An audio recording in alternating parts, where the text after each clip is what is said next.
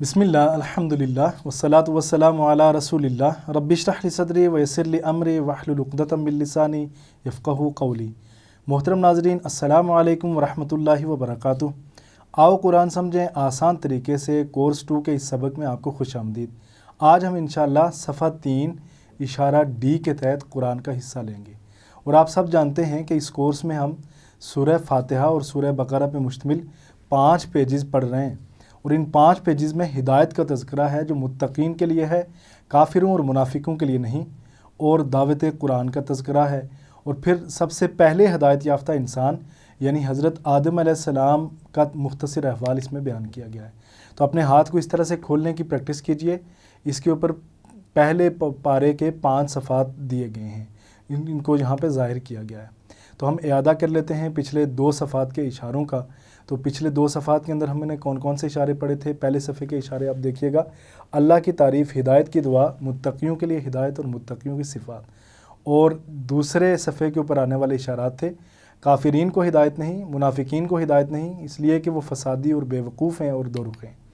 तो इख्तिसार के साथ देखते हैं, तारीफ़, दुआ, हिदायत, सिफ़ात, काफिरीन, मुनाफिकीन, फ़सादी, दोरुख है। अब हम तीसरा सफ़ा लेते हैं। हम तीसरे सफ़े के ऊपर थे और तीसरे सफ़े पे हमने 4 इशारात ही पढ़े थे। कौन कौन से 4 इशारात थे? आग की मिसाल, बारिश की मिसाल, कुरान की दावत, कुरान का चैलेंज। आग की मिसाल, बारिश की मिसाल, कुरान की दावत, कुरान का चैलेंज। अपने हाथ को दोबारा वहीं पे प्लेस कीजिए और जो तीसरे सफ़े के इशारात हैं उनको अपने हाथ की सबसे जो बड़ी उंगली है उसके ऊपर मैप कीजिए। आग की मिसाल, बारिश की मिसाल, कुरान की दावत, कुरान का चैलेंज। आग की मिसाल, बारिश की मिसाल, कुरान की दावत, कुरान का चैलेंज। यानी आग, बारिश, दावत, चैलेंज। आग, बारिश, दावत, चैलेंज। अल्हम्दुलिल्लाह। तो अब हम तारुफ लेते हैं चौथे इशारे का। तीसरे सफ़े के ऊपर आने वाले चौथे इशारे का हम तारुफ लेंगे और वो चौथा इशारा है कुरान का चैलेंज। तो पिछली आयतों के साथ इसका क्या ताल्लुक़ है? इससे पहले अल्लाह ताला ने लोगों को सिर्फ़ अपनी इबादत की तरफ बुलाया। अब कहा जा रहा है कि अगर तुम्हें कुरान में कोई शक हो तो उसके जैसी कोई एक सूरत ले आओ। तो इससे पहले अल्लाह ताला ने अपनी तरफ लोगों को माइल किया, अपनी तरफ बुलाया और कहा कि मेरी इबादत करो। और उसके बाद ये कहा जा रहा है कि जिन लोगों को शक है इसके अंदर, इस दावत के अंदर शक है, कुरान के अंदर शक है, तो उनको यहाँ पे चैलेंज दिया गया है कि इस जैसी कोई एक सूरत ले आए। और ये चैलेंज हमेशा के लिए है, आज भी ये चैलेंज मौजूद है।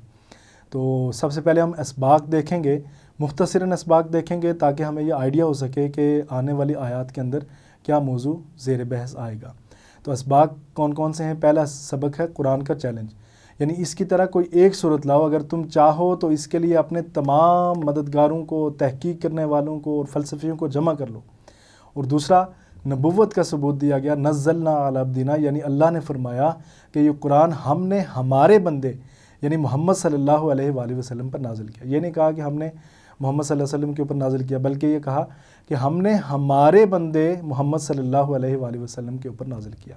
तो इसमें नबी मेहरबान सल्लल्लाहु अलैहि वसल्लम से अल्लाह ताला की मोहब्बत का इजहार भी है। अब्दना जो इस्तेमाल किया गया तो इसका मतलब है अला अब्दिना, हमारे बंदे, हमारे बंदे। तो अपनाइयत का एहसास दिया गया, इसके अंदर मोहब्बत इस लफ्ज़ के अंदर पिन्हा है। तो अब हम देखते हैं कि नए अल्फाज कितने हैं। तो नए आने वाले अल्फाज आपके सामने जो स्लाइड दी गई है इसमें राइट साइड के ऊपर यहाँ पे दिखाए गए हैं। पहले लाइन में कोई नया लफ्ज़ नहीं है, दूसरी में 4 हैं और तीसरी में 2 हैं, औसत यहाँ भी 3 है। तो कुरान फ़हमी के दौरान हमें 2 चैलेंजेस का सामना करना पड़ता है। पहला चैलेंज होता है अल्फाज के मानी और दूसरा होता है ग्रामर का। तो अल्फाज के मानी सीखने के लिए हम क्या करते हैं? हम इशारात और फ़िक्रों की मदद लेते हैं। और ग्रामर सीखने के लिए हम TPI और अरबी बोलचाल से मदद लेते हैं। तो अब हम तर्जुमा और शरह की तरफ बढ़ते हैं। तो इसका पैटर्न वही है, सबसे पहले हम तिलावत करेंगे आयत की और उसके बाद फिर इनका बामुहावरा तर्जुमा होगा, फिर लफ्ज़ी और फ़िक्रों का तर्जुमा होगा और फिर इसके असबाक होंगे, यानी इसकी मुख्तसर तशरीह होगी और उसके बाद असबाक होंगे। तो शुरू करते हैं। अऊज़ु बिल्लाहि मिनश शैतानिर रजीम व इन कुंतुम फ़ी रैबिम मिम्मा नज़्ज़लना अला अब्दिना फ़अतू बिसूरतिम मिन मिस्लिहि वदउ शुहदाअकुम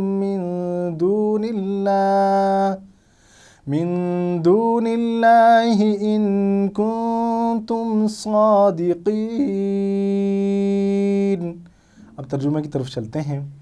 اور اگر تم ہو شک میں اس سے جو ہم نے اتارا اپنے بندے پر، تو لے آؤ ایک صورت اس جیسی اور بلا لو اپنے مددگاروں کو اللہ کے سوا اگر تم ہو سچے۔ ایک مرتبہ پھر، اور اگر تم ہو شک میں اس سے جو ہم نے اتارا اپنے بندے پر، تو لے آؤ ایک صورت اس جیسی اور بلا لو اپنے مددگاروں کو اللہ کے علاوہ اگر تم ہو سچے۔ تو اب ہم اس کے لفظی ترجمے کی طرف چلتے ہیں۔ وَإِن آپ پہلے پڑھ چکے ہیں، وَإِن اور اگر، كُنتم تم ہو، كُنتم تم ہو، فی میں اس سے پہلے ہم پڑھ چکے ہیں، ریب شک یہ بھی اس سے پہلے ہم پڑھ چکے ہیں، ذالک الکتاب لا ریب فی یعنی اس میں کوئی شک نہیں، تو ریب کا مطلب ہو گیا شک، فی ریبن شک میں، مما اس سے جو یہ بھی آپ کے لیے نیا نہیں ہے، مما اس سے جو نزلنا ہم نے اتارا، یہ نیا ہے، نزلنا ہم نے اتارا، علی عبدنا اپنے بندے پر، اب بندے کو کہتے ہیں، تو مما نزلنا اس سے جو ہم نے اتارا، علی عبدنا اپنے بندے پر، نزلنا اردو کے اندر بھی استعمال ہوتا ہے نازل کرنا، اور علی عبدنا عبد بندے کو کہتے ہیں، اردو کے اندر بھی استعمال ہوتا ہے، مستعمل ہے، نزلنا جو ہم نے اتارا، علی عبدنا اپنے بندے پر، تو اس کو دہراتے ہیں، نزلنا جو ہم نے اتارا، علی عبدنا اپنے بندے پر۔ تو یہاں پہ یاد رکھیے گا کون سا فارمولہ ہے، R5S10 لاؤڈ، یعنی ریلیکس ہو جائیے، گہری سانس لیجئے اور اس کے بعد 5 سیکنڈ تک پانچوں سینسز کا استعمال کریں، یعنی آپ دیکھیے بھی، احساس و تصور کے ساتھ اس کو کیجئے، اور اس کے بعد 10 سیکنڈ تک اس کو دہرائیے تاکہ آپ کا یہ سبق پختہ ہو جائے، اور بآواز بلند دہرائیے تاکہ آپ کا دماغ آپ کے میسج کو رجسٹر کر سکے، آپ کا دماغ آپ کے میسج کو آسانی کے ساتھ رجسٹر کر سکے۔ علی عبدنا اپنے بندے پر، نزلنا علی عبدنا، نزلنا علی عبدنا جو ہم نے اتارا اپنے بندے پر، فَأْتُو فا اس سے پہلے آپ پڑھ چکے ہیں، پس یا تو، فا پس یا تو، فَأْتُو تو لے آؤ، تو لے آؤ، فَأْتُو بھی تو لے آؤ، جیسے عطا بھی آیا ساتھ لایا، اس کے معنی ہوتے ہیں آیا ساتھ یعنی لایا، فَأْتُو بھی تو لے آؤ، بِسُورَةٍ ایک صورت، فَأْتُو تو لے آؤ، بِسُورَةٍ ایک صورت، فَأْتُو بِسُورَةٍ تو لے آؤ ایک صورت، من مثلہ اس جیسی، من سے مثلہ اردو کے اندر بھی استعمال کرتے ہیں مثال، من مثلہ اس جیسی، من مثلہ اس، مثلہ کا مطلب ہوتا ہے طرح اس کی، مثلہ طرح اس کی، لیکن یہاں پہ روانی میں ہوگا من مثلہ اس جیسی، ودعو اور بلا لو، دعوت دے دو اور بلا لو، اردو کے اندر بھی ہم استعمال کرتے ہیں دعا، دعوت، ودعو اور بلا لو، شہداءکم اپنے مددگاروں کو، شہداءکم اپنے مددگاروں کو، ودعو شہداءکم اور بلا لو اپنے مددگاروں کو، من سے دون اللہ، من سے دون اللہ اللہ کے علاوہ، من سے دون اللہ اللہ کے علاوہ، من دون اللہ اللہ کے علاوہ، روانی میں یہاں پہ ہوگا من دون اللہ اللہ کے علاوہ، ویسے من کا مطلب ہوتا ہے سے، اور دون علاوہ، اور اللہ اللہ، من دون اللہ اللہ کے علاوہ، ان اگر اس سے پہلے بھی آپ پڑھ چکے، کن تم ہو تم صادقین سچے، اردو میں بھی ہم استعمال کرتے ہیں صادق، صداقت، صدق، تو ان کن تم صادقین اگر تم ہو سچے، تو اس میں اس کی جو تشریح ہے اس میں قرآن کے بارے میں شروع ہی میں اللہ نے کہا کہ ذالک الکتاب لا ریب فیہ، یہ وہ کتاب ہے جس کے اندر کوئی شک نہیں، اس کا آغاز اس سے ہو رہا ہے کہ اس کتاب کے اندر کوئی شک نہیں، اس میں کوئی ریب نہیں، اس میں کوئی شک نہیں، کسی قسم کی کوئی شک کی وسوسے کی گنجائش نہیں، اور اگر تمہیں شک ہو کہ اللہ کے علاوہ کوئی کسی اور کا کلام ہے، تو اپنے گواہوں کو اور اپنے مددگاروں کو سب کو بلا لو اور قرآن جیسی کوئی ایک صورت لے آؤ، اور یہ چیلنج اس وقت دیا گیا تھا، اور تب سے لے کے آج تک کسی نے بھی اس چیلنج کو پورا نہیں کیا، اور آج بھی یہ چیلنج ویسا کہ ویسا ہے کہ قرآن جیسی کوئی ایک صورت بھی نہیں بنا پایا کوئی۔ اور نزلنا علی عبدنا، دیکھیں پہلے قرآن کی اپنی سچائی یہاں پہ بیان کی جا رہی ہے، اور اس کے بعد یہ کہا جا رہا ہے کہ نزلنا علی عبدنا، اس سے یہ پتہ چلتا ہے کہ اللہ تعالیٰ نے حضرت محمد صلی اللہ علیہ وسلم پر جبریل علیہ السلام کے ذریعے قرآن کریم کو نازل کیا، اور اسی لیے آپ صلی اللہ علیہ وسلم ایک سچے نبی ہیں۔ اس سے پہلے کی آیات میں توحید کا ذکر ہوا تھا، اس سے پہلے کی آیات میں توحید کا ذکر کیا گیا تھا، اور یہاں پہ رسالت کا ذکر ہو رہا ہے۔ تو آپ یہ دیکھیں کہ اللہ تعالیٰ پہلے اپنی وحدانیت کا ذکر کرتے ہیں، اور اس کے بعد پھر رسالت کا ذکر کرتے ہیں، نبی مہربان صلی اللہ علیہ وسلم میرے آخری نبی ہیں، اور یہاں پہ بیان کیا گیا نزلنا علی عبدنا، جو ہم نے اتارا اپنے بندے پر، تو اپنائیت کا احساس بھی یہاں پہ دیا گیا کہ محمد صلی اللہ علیہ وسلم میری طرف سے ہیں اور وہ میرے بندے ہیں، تو میں نے اپنا جو کلام ہے ان کے اوپر نازل فرمایا۔ تو عبدنا سے اس سے یہ بھی سمجھا جا سکتا ہے کہ اللہ تعالیٰ کو نبی مہربان صلی اللہ علیہ وسلم سے کتنی زیادہ محبت ہے، کتنی زیادہ محبت ہے۔ اس پیغام یعنی قرآن کے بارے میں شک ہے تو اس جیسی کوئی ایک صورت لے کے آؤ، یہ چیلنج دیا گیا تھا، یہ قرآن کا چیلنج ہے۔ اور کوئی صورت کہا گیا، یہ نہیں کہا گیا کوئی خاص صورت لے کے آؤ، بلکہ یہ کہا گیا کوئی صورت لے کے آ جاؤ، کوئی سی بھی صورت لے کے آؤ، کوئی چھوٹی لے کے آ جاؤ، بڑی صورت لے کے آ جاؤ، لیکن آج تک اس چیلنج کو کوئی پورا نہیں کر سکا، اور یہ آج بھی یہ چیلنج موجود ہے۔ تو اللہ کے علاوہ اپنے تمام گواہوں کو بلا لو، اپنے تمام مددگاروں کو بلا لو، تمام فلسفیوں کو بلا لو، تمام ریسرچرز کو بلا لو، تمام غور و فکر کرنے والوں کو بلا لو، جن کو تم بلانا چاہتے ہو۔ اللہ تعالیٰ کی ذات یہ مخاطب ہو کے یہ کہہ رہی ہے، اس وقت جن لوگوں کو شک تھا کہ میرے علاوہ جن کو بھی بلانا چاہتے ہو، یہ چیلنج دیا گیا کہ جن کو بلانا چاہتے ہو، خواہ وہ تمہارے دوست ہوں، خواہ وہ اہل علم ہوں، خواہ وہ زبان کے جاننے والے ہوں، سب کو بلا لو، اور سب کو بلا کے اس جیسی کوئی ایک صورت لے کے آؤ، کہ خاص صورت نہیں، کوئی ایک صورت لے کے آ جاؤ، اور تعاون کرنے والوں کو بلا لو۔ تو تم اس دعوے میں کتنے سچے ہو؟ اگر قرآن میں شک ہے تو تم کسی کو بلا کے لے آؤ اور اس جیسی ایک صورت لے کے آؤ۔ تو قرآن ایک زندہ معجزہ ہے، قرآن آج بھی ایک زندہ معجزہ ہے، اور قرآن میں کئی سائنسی حقائق پیش کیے گئے ہیں جو حال ہی میں دریافت کیے گئے، اور قرآن کی تاریخی پیشن گوئیاں صحیح ثابت ہوئیں۔ دیکھیں، قرآن 1400 سال پہلے اللہ کے نبی صلی اللہ علیہ وسلم کے اوپر نازل ہوا، اور سائنس نے آج تحقیق کی، اور تحقیق کرنے کے بعد جو قرآن کے اندر پیشن گوئیاں ثابت ہوئی تھی، جو دی گئی تھی، ان کو صحیح ثابت کیا، سچ ثابت کیا۔ تو اس میں حیرت انگیز عددی معجزات بھی شامل ہیں۔ ایک تو سائنسی اس کے اندر حقائق شامل ہیں، اور اس کے بعد اس کے اندر حیرت انگیز عددی معجزات بھی شامل ہیں۔ قرآن ہر قسم کی عربی گرامر کی غلطیوں سے بھی پاک ہے، بلکہ آپ یوں سمجھیں کہ عربی گرامر میں یہ اتنی مضبوط کتاب ہے کہ سارے عربی قواعد اسی کو دیکھ کر ڈیزائن کیے گئے، اسی کو دیکھ کر بنائے گئے ہیں۔ اس بات کی گہرائی کو سمجھنا ہو تو اس بات پر غور کریں کہ عربی گرامر میں صرف زبر، زیر یا پیش کے فرق سے معنی میں بہت فرق آ جاتا ہے۔ بعض صورتوں میں عربی کے یہ قواعد اتنے باریک ہوتے ہیں کہ عرب کے بہت سارے پڑھے لکھے لوگ، یعنی جو اہل علم ہیں، اہل زبان ہیں، تو وہ لوگ بھی بات چیت میں گرامر کی غلطیاں کر دیتے ہیں، یعنی اتنی باریک چیزیں اس کے اندر شامل ہوتی ہیں۔ لیکن آپ دیکھیں کہ نبی مہربان صلی اللہ علیہ وسلم کے اوپر جب یہ قرآن کریم نازل فرمایا گیا تو اس وقت نہ آپ پڑھ سکتے تھے اور نہ ہی لکھ سکتے تھے، یعنی آپ کو مضمون تیار کر کے اسے دہرانے کا بالکل موقع نہیں تھا۔ تو آپ صلی اللہ علیہ وسلم ایک ایسے علاقے میں تھے کہ جو معاشی طور پہ، معاشرتی طور پہ ہر حوالے سے باقی خطے سے کٹا ہوا تھا۔ وہاں پہ کوئی بڑی درسگاہ موجود نہیں تھی، کوئی مدرسہ موجود نہیں تھا، کوئی یونیورسٹی موجود نہیں تھی، کوئی اسکول موجود نہیں تھا، تو آپ نے اس سے پہلے نہیں پڑھا ہوا تھا، اور الا یہ کہ جو ان کی طرف وحی کی گئی اسی وحی کو آپ نے آگے پہنچایا۔ لیکن آپ دیکھیں کہ عربی گرامر کی جو چیزیں ہیں وہ کتنے اسلوب کے ساتھ اور کس ترتیب کے ساتھ اللہ کے نبی صلی اللہ علیہ وسلم نے بیان کی۔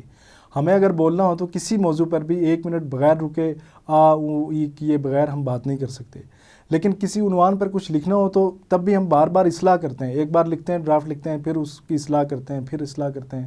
جبکہ قرآن مجید کا حال یہ ہے کہ بعض وقت قرآن کی کوئی ایک صورت یا کئی صفحات پر مشتمل آیات ایک ہی بار میں نازل ہوئی ہیں، کوئی ایک بڑی صورت یا کئی صفحات میں مشتمل آیات ایک ہی وقت میں نازل ہوئی ہیں، اور نبی مہربان صلی اللہ علیہ وسلم نے ان کو ایز اٹ از بیان کیا ہے۔ قرآن ہمیں زندگی کا مکمل نظام سکھاتا ہے، جس میں عبادت ہے، حقوق ہیں، قوانین ہیں، معیشت ہے، معاشرت ہے، سارے کے سارے شعبہ ہے زندگی سے متعلق جو اصول ہیں، جو جامع اصول ہیں، وہ قرآن ہمیں سکھاتا ہے۔ تو یہ پورے ایک نظام کی طرف ہمیں دعوت دیتا ہے۔ پھر آپ قرآن کی تلاوت کرتے ہیں تو آپ کو بہت گہرائی میں لے کر جاتا ہے، اور انسانی وجود کے ہر پہلو پر روشنی ڈالتا ہے۔ انسان کی پیدائش سے لے کے انسان جو اپنی زندگی بسر کر رہا ہے، ہر حوالے سے، ہر پہلو پہ اس کی رہنمائی بھی کرتا ہے، اور اس میں گہرائی میں لے کے جاتا ہے۔ دل و دماغ، احساسات و جذبات وغیرہ سب کو یہ اپیل کرتا ہے۔ یہ ایسا کلام ہے۔ 23 سال کی مدت تک قرآن حکیم نازل ہوتا رہا، مگر اس سے بھی کہیں بھی کوئی تضاد نہیں ہے۔ یعنی 23 سال کی مدت تک، دیکھیں ایک لمبا عرصہ ہے، 23 سال تک قرآن کریم نازل ہوتا رہا، مگر اس میں کوئی کسی قسم کا کوئی چھوٹا سا بھی تضاد نہیں ہے، اور یہی ایک مذہبی کتاب ہے جو تقریباً 1400 سال سے اپنی اصلی حالت میں موجود ہے۔ یہ ایک واحد ایسی مذہبی کتاب ہے جو 1400 سال گزرنے کے بعد بھی اپنی اصلی حالت میں موجود ہے۔ یہ وہ واحد کتاب ہے جس کی کروڑوں لوگ روزانہ تلاوت کرتے ہیں اور لاکھوں لوگ اس کو زبانی یاد کرتے ہیں اور اس سے پہلے یاد کر چکے ہیں۔ تو اگر آپ سمجھ کر قرآن کی تلاوت کریں گے تو کیا ہوگا؟ جس انسان نے اس پر سب سے پہلے عمل کیا یعنی حضرت محمد صلی اللہ علیہ وسلم، وہ تمام مذہبی شخصیات میں سب سے زیادہ کامیاب انسان بن گئے۔ یہ بات مسلمانوں نے نہیں بلکہ غیر مسلموں کے علمی اداروں نے کہی ہے، اور ان کے جو تھنک ٹینکس ہیں انہوں نے کہا۔ مثلاً انسائکلوپیڈیا میں یہ بات کہی گئی ہے، اور پھر جو آپ یہ دیکھیں کہ دی ہنڈریڈز جو لکھی گئی اس میں سب سے پہلے نبی مہربان صلی اللہ علیہ وسلم کو لیا گیا، اور ان کو کامیاب لیڈر کون قرار دے رہا ہے؟ مسلمان نہیں بلکہ غیر مسلم، جن کا اسلام کے ساتھ کوئی واسطہ نہیں ہے، وہ آپ صلی اللہ علیہ وسلم کو کامیاب انسان کے طور پہ دی ہنڈریڈز میں سب سے پہلے لے کے آ جاتے ہیں۔ اور جن لوگوں نے اس پر عمل کیا وہ 50 سال کے اندر اندر ساری دنیا کے قائدین بن گئے، اور تقریباً 1000 سال تک ان کی قیادت باقی رہی۔ آپ یہ دیکھیں کہ عرب کے اس صحرا کے اندر جہاں پہ کوئی درسگاہ موجود نہیں تھی، کوئی لرننگ کا اور میکنزم، کوئی یونیورسٹی، کالج، مدرسہ کچھ موجود نہیں تھا، لیکن وہاں کے سادہ لوگوں کو جب یہ پیغام دیا گیا تو اس کی حقانیت کو آپ اس بات سے تعبیر کر سکتے ہیں کہ ان لوگوں نے جب اس کے اوپر عمل کیا تو انہوں نے دنیا کے بڑے بڑے خطوں کے اوپر 1000 سال تک حکومت کی اور ان کی قیادت باقی رہی۔ آج بھی کامیابی کی سب سے بہترین کتاب اگر کوئی الہامی کتاب موجود ہے تو وہ قرآن حکیم ہے، اور یہ دنیا کی بھی اور آخرت کی بھی، یعنی دنیا کی بھلائی بھی اس کے اندر پوشیدہ ہے اور آخرت کی بھلائی بھی اس کے اندر پوشیدہ ہے۔ تو قرآن نہ صرف آپ کو اچھے کام کے لیے ابھارتا ہے بلکہ وہ آپ میں ہمت اور حوصلہ پیدا کرتا ہے، اور آپ میں امیدوں کو جگاتا ہے، اور آپ کو اچھے اخلاق، صحیح سمجھ اور روحانیت کی بلندیوں تک لے کے جاتا ہے۔ یہ وہ واحد کتاب ہے جو آپ کو اچھے اخلاق کے ساتھ ساتھ، صحیح سمجھ کے ساتھ ساتھ روحانیت کی بلندیوں تک بھی لے کے جاتا ہے۔ یہ آپ کے دل کی غذا بھی ہے، یہ آپ کے روح کی غذا بھی ہے، یہ آپ کے دماغ کی غذا بھی ہے۔ یہ ایسا کلام ہے۔ قرآن آپ کو ایک مفکر بناتا ہے، دنیا میں آپ کی حیثیت اور آپ کی آمد کے مقصد کو سمجھنے میں مدد کرتا ہے، زندگی کا واضح مقصد عطا کرتا ہے، اس سے کس طرح گزارنا ہے زندگی کو، اس کو طریقے بتاتا ہے، اس کے اسلوب بتاتا ہے، اور آپ کو حقیقی خوشی اور سکون بخشتا ہے۔ قرآن حکیم کے اندر اللہ تعالیٰ نے تسکین دی ہے کہ جب آپ اس کے اندر کھو جاتے ہیں، اس کے اندر گم ہو جاتے ہیں، اس کے اوپر تدبر کرتے ہیں، غور و فکر کرتے ہیں، تو آپ اللہ کا قرب حاصل کرتے ہیں اور آپ کو تسکین ملتی ہے۔ قرآن سب سے بہترین کتاب ہے، اور سب سے حیرت انگیز بات یہ ہے کہ جس نبی پر قرآن حکیم نازل ہوا وہ نہ اسے لکھنا جانتے تھے اور نہ اسے پڑھنا جانتے تھے۔ جس مقام پر آپ کی پرورش ہوئی وہ اقتصادی یا سیاسی طور پر دیگر علاقوں سے کٹا ہوا تھا، اور تعلیمی طور پر بھی کافی پسماندہ تھا، اور وہاں نہ تعلیم کا کوئی ابتدائی نظام موجود تھا، نہ ہی کوئی کالج تھا، نہ کوئی یونیورسٹی تھی۔ میں اگین اس کو دہرا رہا ہوں، اس لیے یہ آپ کی لکھی ہوئی کتاب نہیں ہے بلکہ صرف اور صرف اللہ کی نازل کی گئی کتاب ہے۔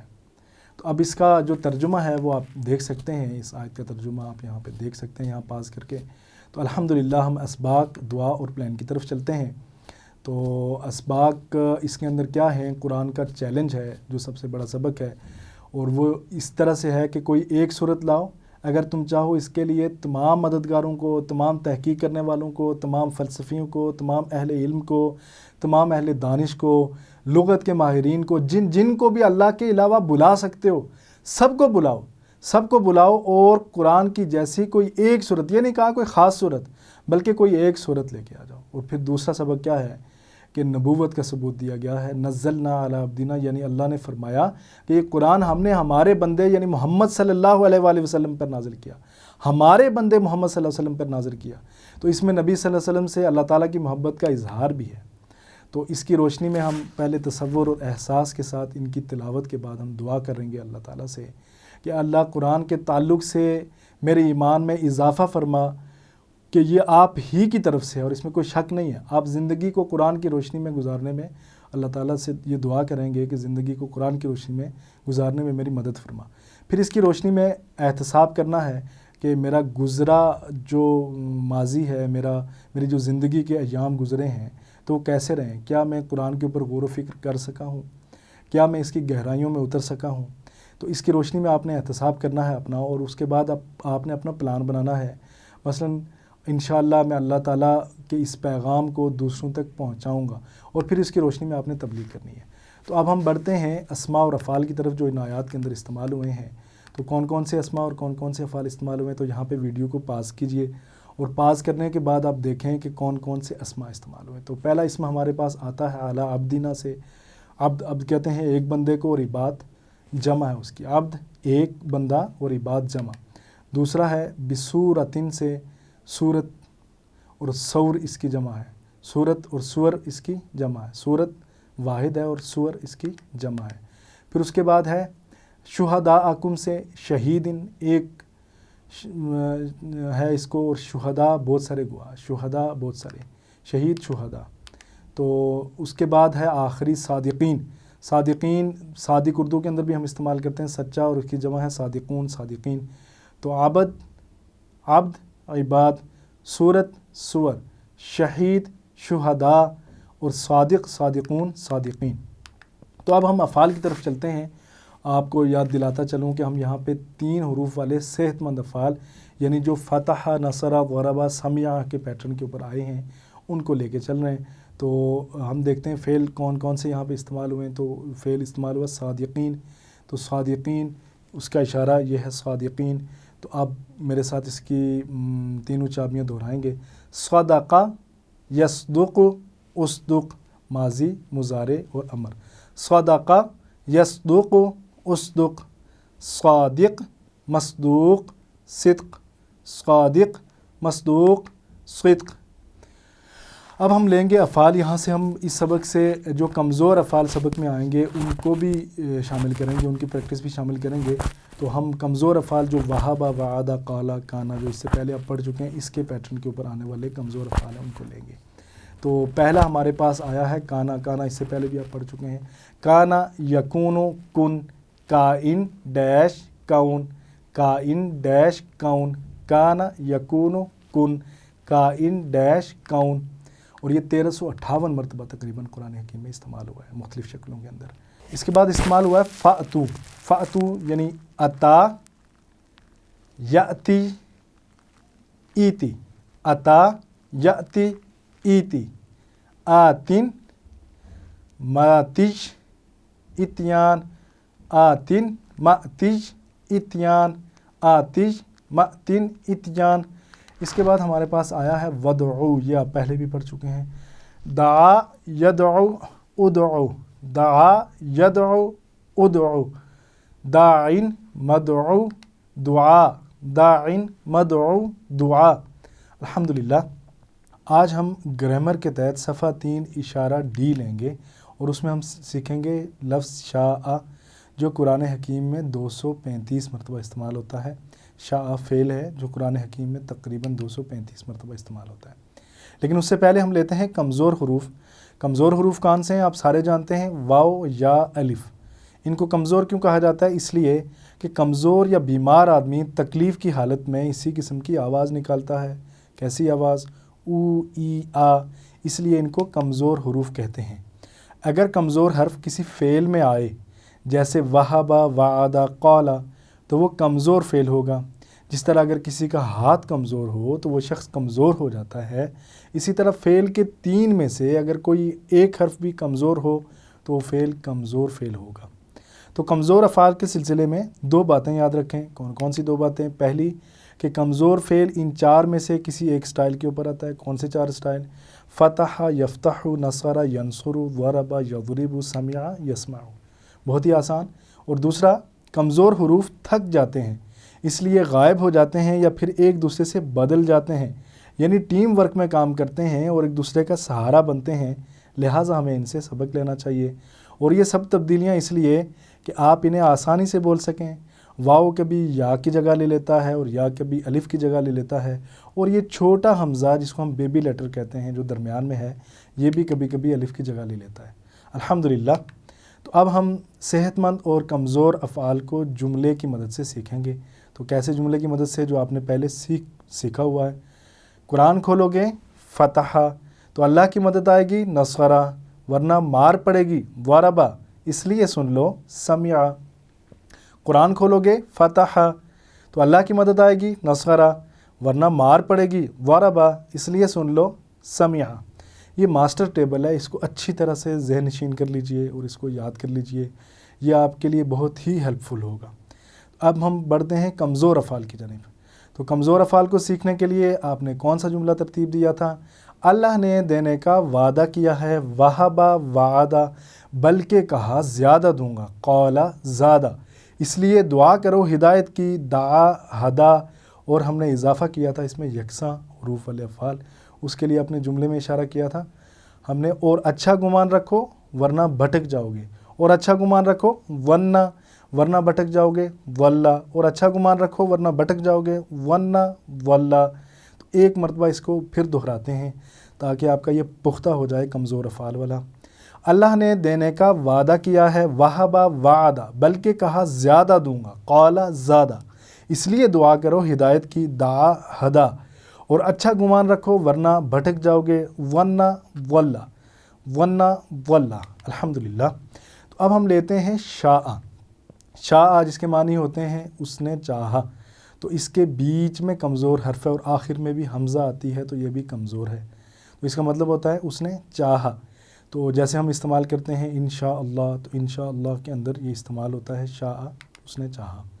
تو ہمارے پاس چابی آ گئی فعل ماضی کی، تو ہم فعل ماضی سے اس کی پریکٹس کریں گے۔ شاء اس نے چاہا، شاء ان سب نے چاہا، شاء اس نے چاہا، اور شاء ان سب نے چاہا، اور یہاں پہ کیا ہوگا؟ شئتا، یہاں پہ کیا ہوگا؟ شئتا، یہ یاد کر لیجئے، چھوٹی سی تبدیلی ہے، شئتا ہوگا یہاں پہ، اور یہ تبدیلی کیوں ہے یہ آگے چل کے ہم سیکھیں گے۔ تو اب ہم پہلے ترجمے کے ساتھ اس کو دہرائیں گے اور پھر بغیر ترجمے کے 2 مرتبہ دہرائیں گے۔ تو ترجمے کے ساتھ دہراتے ہیں، میرے ساتھ رہیے گا۔ شاء اس نے چاہا، شاء ان سب نے چاہا، شئتا آپ نے چاہا، شئتو میں نے چاہا، شئتم آپ سب نے چاہا، شئنا ہم سب نے چاہا۔ شاء شاء، شئتا شئتو، شئتم شئنا، شاء شاء، شئتا شئتو، شئتم شئنا۔ الحمدللہ۔ تو اب ہم عربی بول چال لیتے ہیں۔ میں آپ سے پوچھوں گا حل شاء، کیا آپ نے چاہا؟ تو آپ جواب دیں گے ہاں میں، نعم۔ تو شروع کرتے ہیں۔ حل شاء نعم شاء، حل شاء نعم شاء، حل شاء نعم شاء، حل شاء نعم شاء، حل شئت نعم شئت، حل شئت نعم شئت، حل شئتم نعم شئنا، حل شئتم نعم شئنا۔ الحمدللہ۔ تو اب ہم اس میں ایک اور لفظ کا اضافہ کریں گے، خیرن، حل شاء خیرن، اس نے چاہا اچھی چیز، خیر کی چیز، بھلائی کی چیز۔ تو میں آپ سے سوال کروں گا، باقی پیٹرن وہی ہے، سیم ہے، بس اس میں خیرن کا اضافہ کرنا ہے، باقی اشارے بھی وہی ہیں، جواب بھی وہی ہے۔ تو آپ نے میرے ساتھ اس کا جواب کی مشق کرنی ہے، ویڈیو کو دیکھ کے پاس کر کے۔ حل شاء خیرن نعم شاء خیرن، حل شاء خیرن نعم شاء خیرن، حل شئت خیرن نعم شئت خیرن، حل شئت خیرن نعم شئت خیرن، حل شئتم خیرن نعم شئنا خیرن، یعنی تاتو ہو جائے گا اور تم نہ ہو جائے گا۔ حل شئت خیرن نعم شئت خیرن، حل شئتم خیرن نعم شئنا خیرن۔ الحمدللہ۔ تو اب ہم لیتے ہیں مضارع۔ تو مضارع میں یہ ہو جائے گا یشاء۔ یشاء کیسے ہوگا؟ یشاء یہ ایسے ہوگا، یہ آتا ہے اصل میں سمع یسمع کے سٹائل کے اوپر، تو اس لیے یہ شاء سے یشاء ہو جائے گا، اور یہ شاء نہیں تھا بلکہ یہ تھا شیء، جیسے سمع ہے شیء تھا، تو عربوں نے بول چال میں آسانی کے لیے اس کو شاء میں تبدیل کر دیا، اور مضارع میں ہو جائے گا شاء سے یشاء۔ یشاء کا مطلب کیا ہے؟ وہ چاہتا ہے۔ تو ہم ایک دفعہ اردو ترجمے کے ساتھ دہرائیں گے اور 2 مرتبہ بغیر ترجمے کے، تو میرے ساتھ رہیے گا۔ یشاء وہ چاہتا ہے، یشاءون وہ سب چاہتے ہیں، تشاء آپ چاہتے ہیں، اشاء میں چاہتا ہوں، تشاءون آپ سب چاہتے ہیں، نشاء ہم سب چاہتے ہیں۔ یشاء یشاءون، تشاء اشاء تشاءون نشاء، یشاء یشاءون، تشاء اشاء تشاءون نشاء۔ الحمدللہ۔ قرآن میں جو شاء ہے یہ ماضی اور مضارع کی حالت میں آیا ہے، اس لیے ہم یہاں پہ صرف ماضی اور مضارع ہی کی مشق کریں گے، ہم اس میں امر نہیں اور فاعل مفعول فعل نہیں بنائیں گے، کیونکہ قرآن حکیم میں یہ استعمال نہیں ہوا۔ ایون کہ جو عربی بول چال ہے اس کے اندر بھی یہ بہت ہی کم استعمال ہوتا ہے، اس لیے ہم اس کا ماضی اور مضارع لیں گے، جو ہم نے ابھی دیکھ لیا ہے ماضی اور مضارع۔ تو اب ہم قرآن میں یہ فعل جو صرف ماضی کی حالت میں آیا ہے یعنی جاء سیکھیں گے۔ جاء بھی اسی کے پیٹرن کے اوپر ہے، جاء وہ آیا، یا جاء بھی وہ ساتھ آیا وہ لایا، وہ ساتھ آیا وہ لایا، جیسے ہے اذا جاء نصر اللہ والفتح، آپ نے پچھلے کورس کے اندر پڑھا تھا یہ۔ تو یہ صرف ماضی کی حالت میں آیا ہے، تو یہاں ہم ماضی ہی کی پریکٹس کریں گے انشاءاللہ۔ تو جاء وہ آیا، تو ہمارے پاس چابی آ گئی ہے ماضی کی۔ اب ہم اس کو دہرائیں گے، پہلے اردو ترجمے کے ساتھ اور پھر دو مرتبہ بغیر ترجمے کے۔ جاء وہ آیا، تو ہم یہاں پہ کہہ دیں گے وہ پاس آیا، تاکہ تھوڑا بولنے میں سہولت ہو۔ جاء وہ پاس آیا، جاؤ وہ پاس آئے، جئتا آپ پاس آئے، جئتو میں پاس آیا، جئتم آپ سب پاس آئے، جئنا ہم سب پاس آئے۔ اور ہوا جاء ہیا جاءت، جاءت یعنی وہ پاس آئی، وہ عورت پاس آئی، جاءت وہ پاس آئی۔ تو ایک مرتبہ ہم 2 مرتبہ بلکہ بغیر ترجمے کے دہرائیں گے۔ جاء جاؤ، جئتا جئتو، جئتم جئنا، جاءت جاء جاؤ، جئتا جئتو، جئتم جئنا، جاءت۔ الحمدللہ۔ تو اب ہم اسی کے ساتھ اپنے سبق کو ختم کرتے ہیں۔ تو آپ سے یہ گزارش ہے کہ ظاہر آپ ویڈیو سے لرن کر رہے ہیں، تو جہاں پہ بھی ویڈیو میں پریکٹس کروں وہاں پہ آپ ویڈیو کو پاز کیجئے اور بار بار دہرائیے، اشاروں کی مشق کیجئے، اور ماضی مضارع امر نہیں اس کو سمجھیے اور سمجھ کر پریکٹس کیجئے۔ اور قرآن پاٹ ہو تو معانی کو پکڑ کے رکھیے، اشارات کو یاد کیجئے، اور جہاں جہاں بھی پریکٹس کے لیے روکا جائے یا جہاں جہاں میں پریکٹس کروں تو وہاں ویڈیو کو پاز کر کے اس کو دہرائیے۔ اور اگر آپ ایک سے زائد لوگ سیکھ رہے ہیں تو آپ ایک دوسرے کو پریکٹس کر کے دکھائیے تاکہ آپ کا سبق پختہ ہو۔ اللہ تعالیٰ سے یہ دعا ہے کہ اللہ ہمیں قرآن پڑھنے، سمجھنے، غور کرنے، عمل کرنے اور پھیلانے کی توفیق عطا فرما۔ سبحانک اللہم و بحمدک، نشہد ان لا الہ الا انت، نستغفرک و نتوب الیک۔ جزاکم اللہ خیر۔